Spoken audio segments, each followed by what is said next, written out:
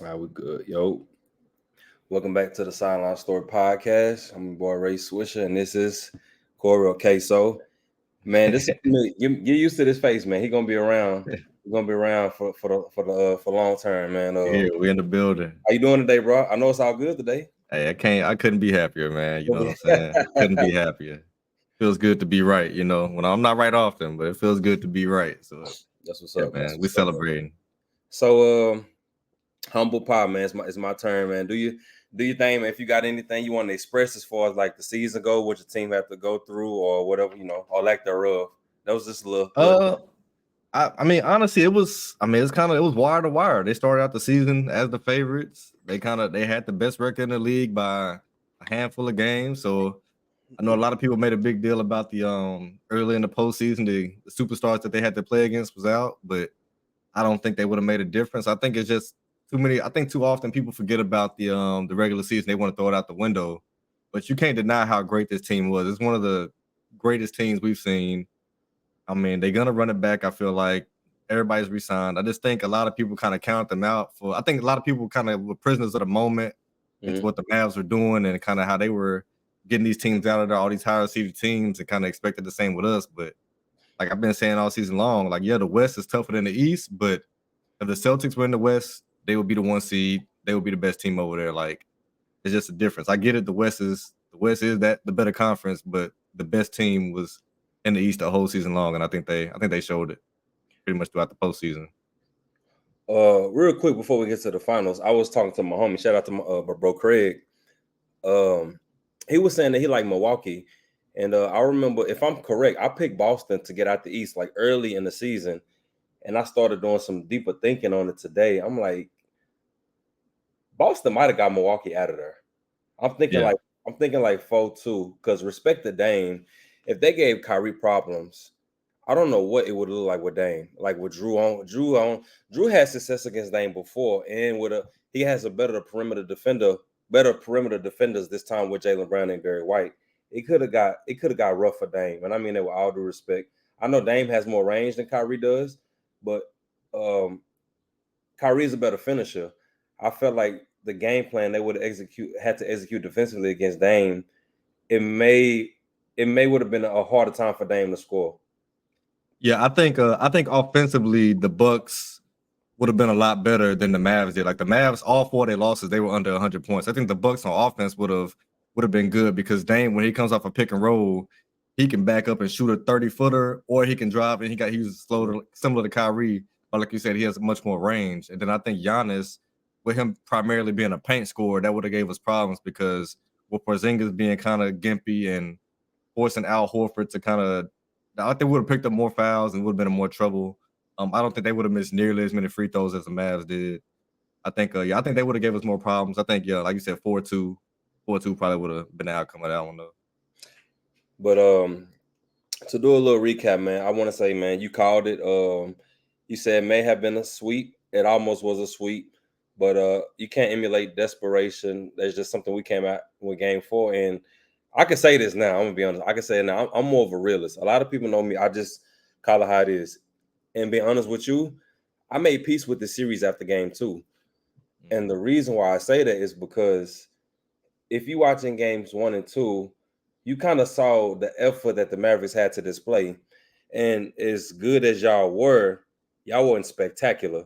Because once you look at the final numbers of the whole series, both teams shot the ball pretty like mediocre to below average. Like it was horrible. We had 40% in like one. That was Game 4. We shot the 3-pointer 40%, 15 for 37 in Game 4. One game. Every other game, we shot the ball under 30% from three. We shot we shot 68% from the free throw line. That alone tells you Yeah, we're not winning this series at all. yeah, Turnovers, we both averaged 11.4 turnovers a game. And as good as y'all were, we only hit over 100 Game 4, 122. Other than that, y'all, like you said, y'all held us to under 100 points every game. Y'all barely tipped over 100. I think it was a defensive series. Both yeah, ways. Both teams played good defense. But I feel like y'all made the more meaningful shots. Y'all made the more meaningful stops on defense. Jalen Brown played great. Drew Holiday, Derek White, Porzingis had the great game 1. Um, Real quick, let's talk about Finals MVP. You called it. You called it correct. But today I heard more discourse over whether Tatum should have got it rather than Brown, and I feel like it could have been a toss up. What you think? I think Tatum did close the gap. I think they got it right at the end of the day. I saw the voting because it's 11 votes. They said it was 7-4 for Jaylen Brown.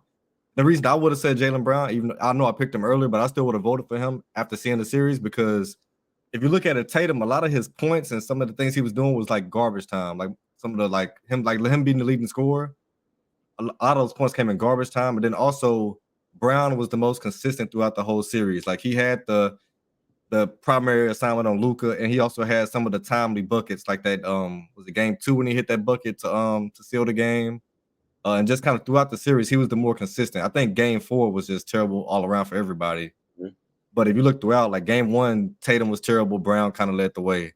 Game 2, Tatum was better. He had the triple double, but Brown still the leading scorer, led the way on that end. And then game 3, they were both good. They both went over 30 that game, so I would still have Brown in the lead. And then you go to game 4, like I said, that's a wash. And game 5, Tatum had probably his best game of the series. He closed it out at the end. But overall, I feel like Brown, like he played better in the more important times of the series when it could have went either way. Because a couple of them games got close towards the end, and Brown was the one that closed them out. He had the tougher defensive assignment. He made the timely steals, the blocks. So I think he deserved it for sure. You can make a case for Jason Tatum. You really can. I'm gonna tell you what I think hurt Jason Tatum. So, like you said in game 1, you could say that was the Porzingis game, but Jaylen Brown was right there with Porzingis. Mm. Game 2, Tatum had the triple double, but Jaylen Brown was right there too. Game 3 was And the that was a Drew Holiday game too. Game 2. Game 2 was the Drew Holiday game. Game 3 was the Jason Tatum game. Mm. But the problem was Brown scored 30 with him. That's the Exactly. thing. And Brown hit the biggest shot in the series in game 3 because I believe it was on like the right side of the free throw, like by the elbow area. He hit a mid-range to go about 4 around that time when Luka fouled out. Like you And he said, also drew the foul on Luke as well. he So also drew the foul on Luka. And what I heard somebody say today, they took into account that the defense that he played too. I'm kind of glad that they saw the game as whole and not as an offensive award. They saw the game as a whole. But what I want to credit Tatum on, the fact that his scoring, he didn't have much of an impact on scoring in the beginning of the series. He still found other ways to impact the game because he's the best rebounder on the team. He was playmaking all over the place. You know what I'm saying? So he found other ways to impact on like the other end with like the Mavericks on the other hand, as opposed to Kyrie. When Kyrie wasn't scoring, he couldn't really impact the game at all because coming into the series, I said that we probably had 2 of the best 3 players in the series. Come to find out, Luka was probably number 1 or 2 in this best in this series, and Kyrie kind of like fell down the totem pole, maybe to number 5, or you could even debate 6 because Drew Holiday had a consistent series. Derek White was there.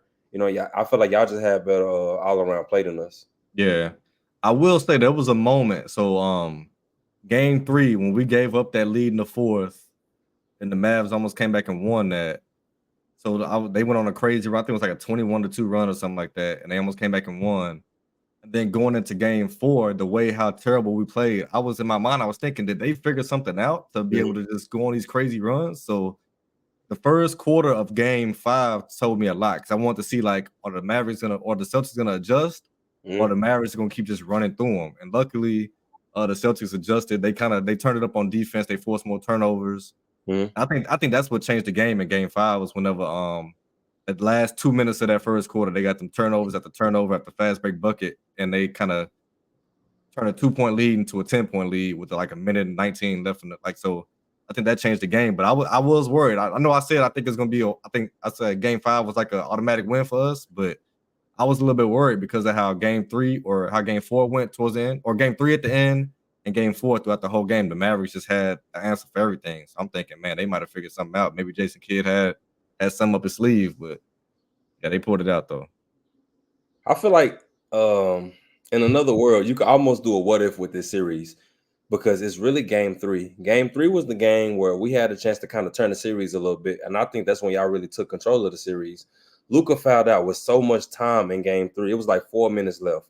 Yeah. And what was y'all up by, like 4 points, two to It 4 was points? close, yeah, it was like, Yeah, yeah, yeah. definitely 2 possession game.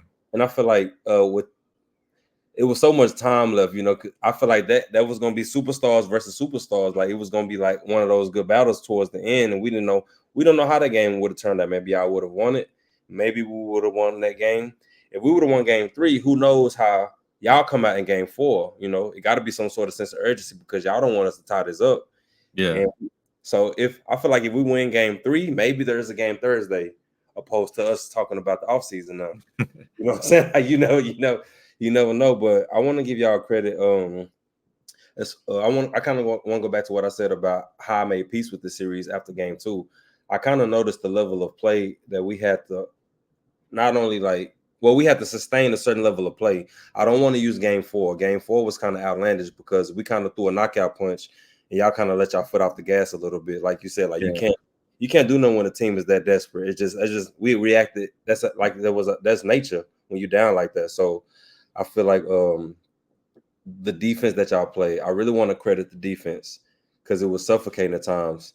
One thing that you said, Luka was gonna bring the ball up, Brown and Holiday were gonna crowd them. They was gonna get turnovers, and it was gonna be easy, fast break points off turnovers, which it was. I noticed that in game 1, it was kind of rough, and it kind of didn't stop throughout the series. It was a lot of ball pressure on Luka. What I started to notice, Luka kind of got uncomfortable down the stretch, especially in game 5. I saw him hesitate to give the ball to Josh Green, like on a few occasions.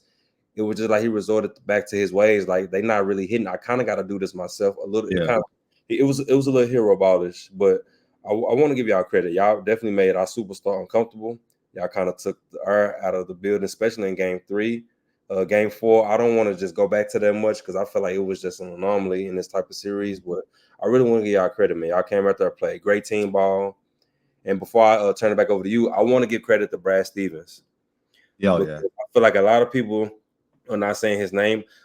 I don't. Do you think he's up there with like Sam Presti now? Like you think he's gonna reach Oh, his? yeah. Yeah, like Oh, he got to. yeah. Yeah, yeah, he got to be up there. For those who don't know, Sam Presti is the general manager in Oklahoma City. They got 1 million first-round draft picks for some odd reason, but whatever.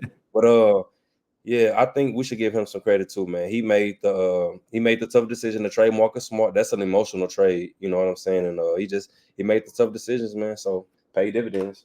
I mean, even if you go back to the beginning for him, like the decision to step down as the coach and like take that front office role, knowing that Danny Ainge was about to leave, like even that is just like good foresight. And then I think even them picking Ime Udonka as the coach was smart, even though he got into his whole situation and had to leave. But Yeah. then bringing in Joe Mazzulla and him being the type of person he is, him being a player's coach and being a former college player and things like that. I think it's just a lot of good decisions they made. Obviously, the trades for Porzingis, and a lot of people disagree with getting rid of Marcus Smart. But I mean, at the end of the day, you can't argue with a championship ring. But I want to go back to how you brought up how the Mavs, like how Luka's bringing the ball up the court, he's seeing so much pressure full court and led to some turnovers. I think that's why people watch like the Celtics all year long. Like that's how they play back. Like Mazzulla got this team ready for the playoffs way before the playoffs started. So like that's how you notice, like in this series, how a lot of the games, like we were barely breaking 100, they were kind of right around 100, a little bit lower. That's how like if NBA teams played like hardcore defense, how they supposed to, how they're capable of night in, night out in the regular season, that's how the games will look. And for the Celtics, like most of their nights, they went into the games playing defense just like that. So that's why when they came to the postseason, it wasn't like they wasn't drained, they wasn't tired, they could still run their 40 minutes because they're not really kicking up their effort and energy because they've been playing like this for months now. Whereas other teams, I feel like in the NBA, they get so lackadaisical, especially on defense, to where, teams are putting up 140, 150 points in 4 quarters, you know what I mean? Which the Celtics are never going to allow that to happen in a postseason game because of how they attack the season, like from day one. Like they just, I mean, it helps when you have like defensive gurus on your team, but also when you just practice how you want to play day in and day out, it's going to pay dividends in the end. So that's kudos to, I think, Joe Mazzulla getting that team ready and just not taking it easy on your stars, making them work, making them play. Like none of them guys really got much of a break throughout the regular season. They played the majority of the games, so he just got them boys ready, and it paid off for him. So the dope thing about having your own platform, you kind of do what you want to do. Rather than us basking in the moment for your team, we could just look into the future just because we want to. So today, Bleacher Report, they sent out like a little notice saying that Al Horford was returning for his 18th season. Yep. I seen it. You put it in the group chat shortly after. I said I thought he was gonna ride off into the sunset. You I said assumed that the whole time. Yeah. I thought so too, but the repeat is there for the taking, and this is how we ended up here. Yeah. um, this is my personal opinion. I'm not saying that y'all can't repeat because I do think that y'all can. But what I will say is, I don't think y'all can afford a Kristaps Porzingis injury through next postseason. That's my personal opinion. I heard somebody say something. I can't remember who it was. I want to say it was Tim Legler, or it was his co-host. The one thing about this championship, y'all may have forced teams into like aggression mode because now we know who we battling now. We know who to aim for. So like the New York Knicks, they now know, we need high-end talent now. The Philadelphia 76ers, who I believe Joel Embiid, they on the clock for him. That's just my personal opinion. They need high-end talent. You know what I'm saying? And then the Pacers, even in the Western Conference, like teams need high-end talent, defense, they need three-point shooting. It's a lot that's gonna be required to beat y'all, especially if Porzingis is healthy. And I think he makes y'all kind of unstoppable in a sense. How do you feel about that? Well, one, I think I will say I know how Al Horford came out and he said he plans on coming back. I don't think it's set in stone at all. I think it's kind of like Right. in the moment right now. I Yeah. think a lot could change when you got to think about going through a whole nother camp and all that. Some shit could change. So I'm glad he said it, but I wouldn't bank on it. And then with Right. Porzingis, I know they just announced he's about to get surgery. They said it's only like he'll be out a few weeks, so it shouldn't be anything that lingers until like next season. But Mhm. you never know. You never know with these things. He's a 7'4" guy, so it's leg injuries, knee injuries are always going to be an issue with him. I also think that obviously we got everybody coming back. But I also think that we could probably benefit in like bringing in another big just in case Porzingis or Al Horford aren't there because Al Horford will be 38, 39. Porzingis with the injuries, you got to have somebody to fill that gap. And right now, all we got is Xavier Tillman, who is not a viable option, honestly. So if you plan on repeating, so you got to fill that gap. But I just think, yeah, like you said, the Celtics now are going to be like not the blueprint, but that's like what teams are trying to counter. So they see our roster. Now you're going to build your roster to try and counter and attack what we do best and how you can beat us. So I think the Sixers give us problems. If Embiid is healthy, I think they give us problems for sure. Mhm. Like I've always said, like the things that give the Celtics the biggest issue is like a big that can score, that can like initiate, create his own offense. And that's what Embiid is. Like if he catches that ball anywhere near the elbow down, it's automatic bucket or you're gonna foul him and he's going to the free throw line. So I don't pray injury on nobody, but For sure. I mean, unfortunately for him, like injuries just kind of seem to, like I said, another big guy injury's gonna follow you around. So we kind of lucked out in that sense. But yeah, I think we may make a move in the offseason. I don't think they don't break the team up at all, but I think they may make one small move. Maybe Sam Hauser isn't there next season. Maybe they kind of try Mhm. and get another big in there. But money wise, they just said Tatum probably about to get 315. Y'all So definitely gonna be in the second apron, right? the second what? Apron. Oh yeah, yeah. Yeah. Oh yeah. I Yeah, they mean, said by the championship. That's all. yeah, you got the ring, so you can't really debate it. But with the people that's under contract, I think hopefully Al Horford is gonna restructure because he's set to make like 20 million. Pritchard is paid. Sam Hauser is on his last year. Well, it's a team option for him. Mhm. Derek White is on the last year of his contract. He should be getting an extension. Yeah, he need And an extension. everybody else is signed. Well, Tatum's obviously about to get his 315, so he's gonna extend. But yeah, so everybody's coming back. It's just a matter of do you want to make a small move here or do you just run it back with what you got and then maybe mid-season kind of make adjustments? So I'm starting to hear something I kind of don't like at all. The Tatum Brown effect. They can coexist. I don't oh have yeah. no problem. I don't think they care whose team it is. I don't like this. Both of them making the same money. Brown, Eastern Conference MVP, Finals MVP. Somebody said this is probably a good thing for Jason Tatum because now he could probably kick it up a notch because maybe that'll be like the feather in his cap. Okay, both of us have one Finals MVP. If y'all happen to win another one, I feel like they look at each other as equals. You know what I'm saying? They both bring different things to the game. Luckily for y'all, they're both two-way players. That's definitely fortune. Like those don't come around a lot. You got your best two players are two-way players, you know. But how you feel about the Tatum Brown dynamic as far as like whose team it is, or do you even care about that?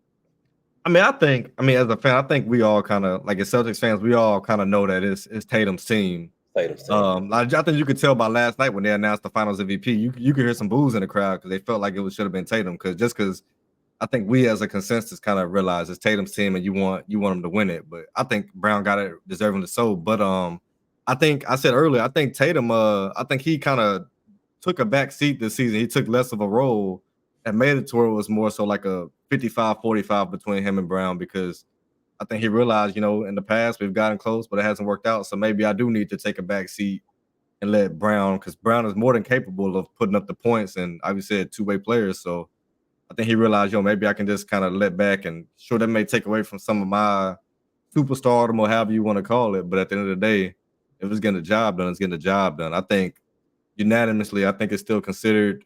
I don't think it's really too much of a debate whose team it is. Now, if you want to argue who's the better player, I think it is more of a debate now because Jaylen Brown has kind of, ever since he got that chip on his shoulder, not making the All NBA, he kind of showed that, I'm that guy. I'm just as much of that guy as any of these other guys who are above me. So I think that debate is more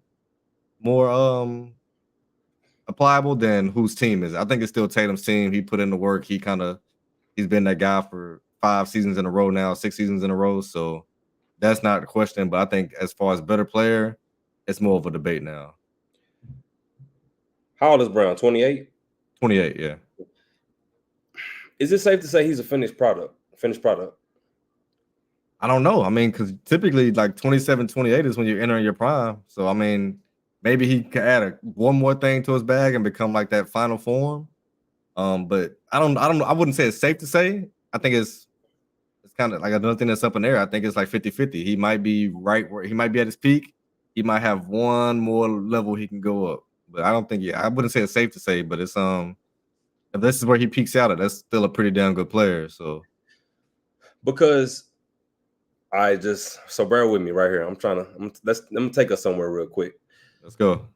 With the new collective bargaining agreement, I don't know how these rosters are getting ready to be constructed. You know what I'm saying? Like, I feel like you may see more of this draft and develop formula rather than let's just try to, get in free agency, like trade stuff like that. But Brown and Tatum may look up one day and the supporting cast might not be a Derek White. It may not be it might not be a Porzingis. You know what I'm saying? Like that's going to be after this season. That's going to be after this season when it hits. Then that's when it's going to happen. That's what I'm saying. So it's like, do you think where their games are right now, they can do this without a Drew or White or Porzingis? I think so, yeah. Because I mean, if you look around the league, we're not the only team that's kind of like paying out this money to guys like that. It's a couple other teams that's in the same boat. In the same way they're gonna have to downscale, we're gonna have to downscale. So it's gonna be across the board. So it's still gonna be level. So I still like that our 2 cornerstone pieces are gonna be Brown and Tatum. You can't really beat that. So yeah, I think you're gonna have to find new ways to get it done. You're gonna have to maybe take a heavier load on the offense. But I think other teams are gonna be in the same boat. So it's not really gonna put us at too much of a disadvantage because it's not just us, it's also a lot of the top teams around the league are gonna be in that same boat. You gotta kind of make decisions and kind of pivot and figure out where you're gonna go once this shit kicks in after this next season. So you saying this next season, that's when it kicks in, and then like the season after next, you might start. I think y'all just paid the luxury though. This season, right? Like this upcoming season, 24-25, it'll be business as usual. Once that season ends, that's when that luxury tax shit changes, and then you gotta adjust your rosters. And like you said, I think it's gonna be more draft and developing players and giving your younger players a shot because right now with us, like we just got. I mean, I think our youngest player we play is Pritchard, this is 4th or 5th year in the league. Like we ain't really playing no young guys out there. So I think it's gonna go more back to like, you gotta kind of let your young guys play and save that cap space because you can't just give everybody 25+ million. And this upcoming season will be good, but after that, it's gonna be a lot of teams gonna be kind of scurrying to try and figure it out. So all right. Let me ask you this real quick before we get off. This season, I feel like the Tatum Brown. I kind of go back to the Tatum Brown dynamic. I feel like they kind of like they close to each other as far as like how the public views them. You know, I don't feel like Brown is too far from Tatum.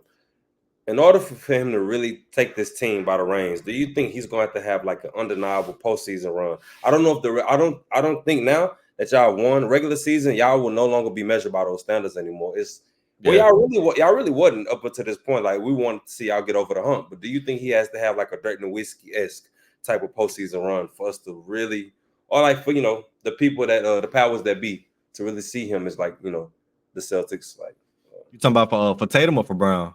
Tatum? Does he have to have an incredible postseason run for us to really be for the people that care to really be convinced that he's the best player on the team?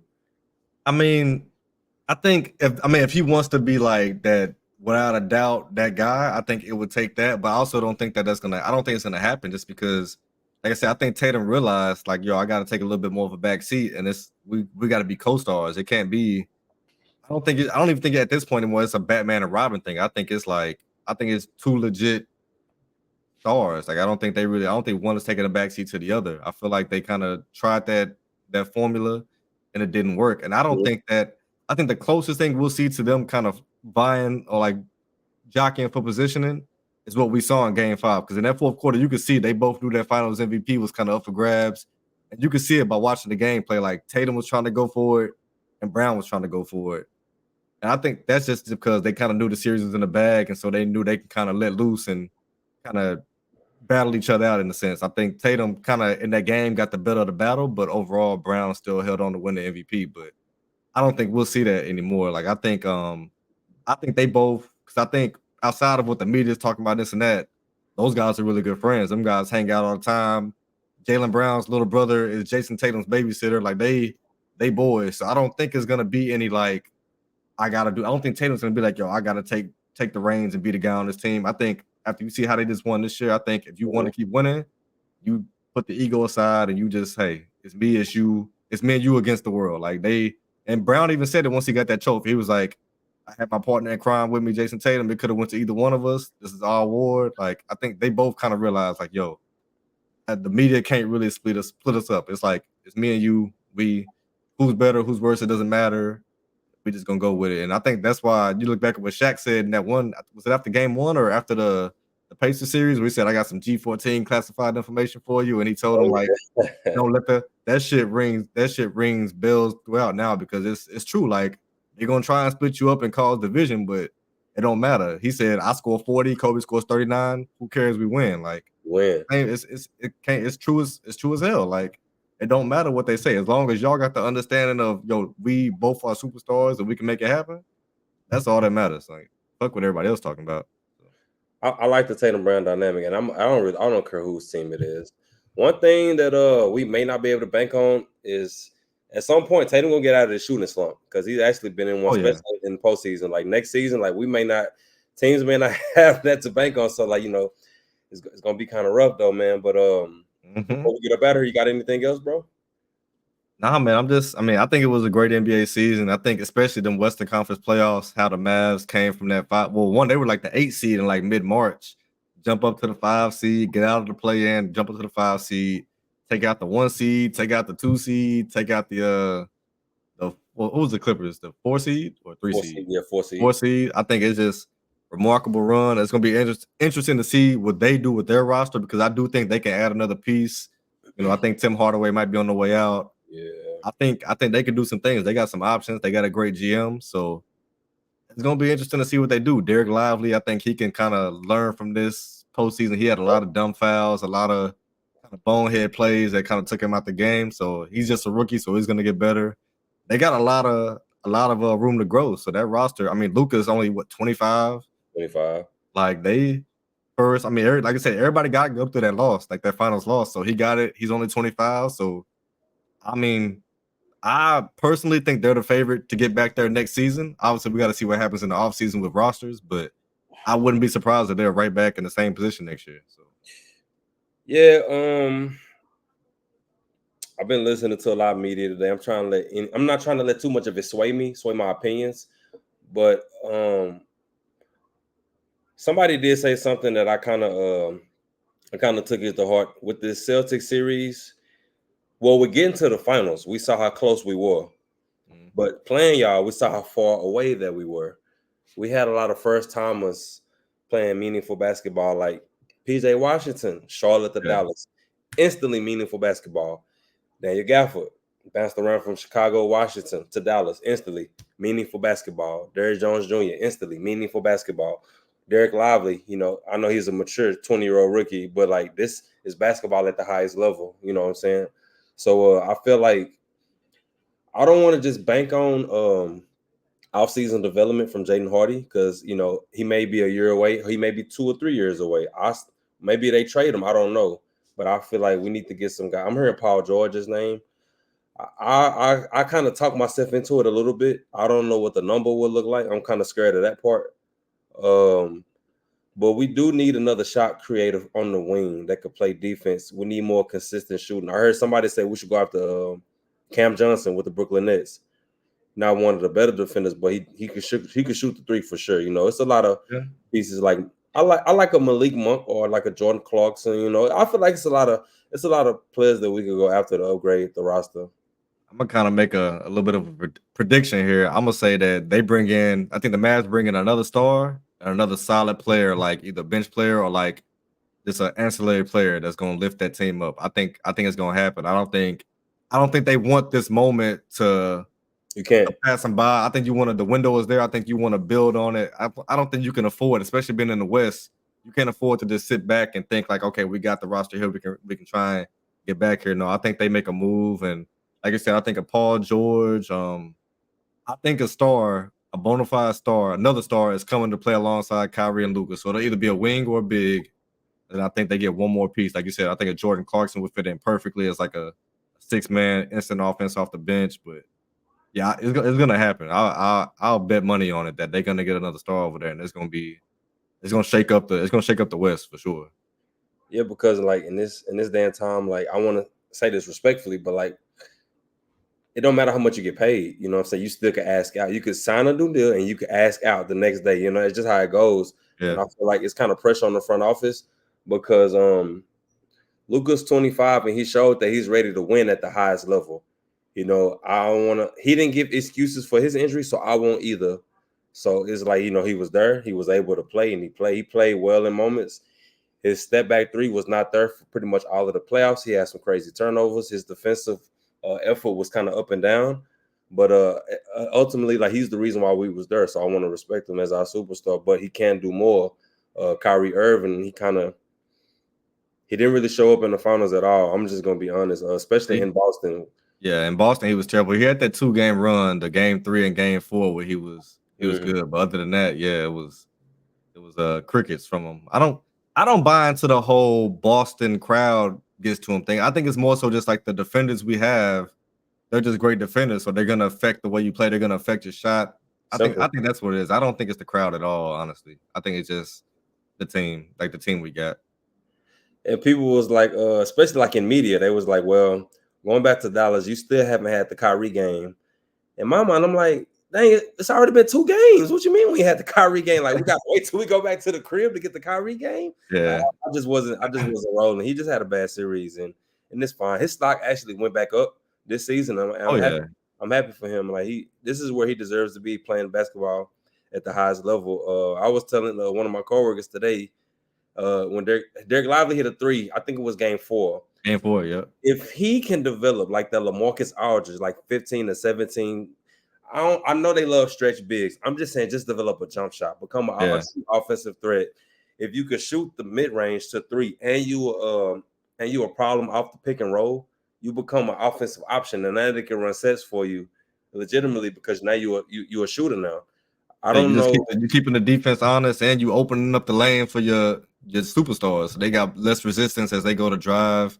They one on one, they more apt to get more foul calls. Obviously, they gotta start making free throws, but it just yeah, you just develop something like that, which you can do in the off season. Like obviously Yeah, you're not getting in-game reps, but you can do it. You only 20 years old. You bringing so much more potential to your team and just kind of raising your stock and what can eventually be money in your pocket down the road. So yeah, I think that's something he should definitely do. sure. He give us 14 to 15 points and almost 10 rebounds a game, man. They paying 100 mil for that these days, man. You never know Oh what you yeah, oh yeah. do, Shoot, man. you can average 10, 12, and 10, and they gonna pay it to you. So, and he Yeah, only 20, like, man, sky's the they love them 18, 19, 20. You're like, man, that's all you gotta do. man. I appreciate you, King. So, man, we're gonna get some more in. We're gonna get some work in this week for sure. I got some topics around the league. I've heard and I'm interested in getting your take on it. So maybe tomorrow, maybe Thursday, we're gonna spin the block for sure though. Since you on permanent now and you accessible, we're gonna get it. Yeah, for sure. Like I said, just let me know. I'm always around, so we can talk about whatever. I'm ready, man. Shit This is a fun. good one. I appreciate y'all for watching us, man, rocking with us. Y'all have a blessed night. Peace.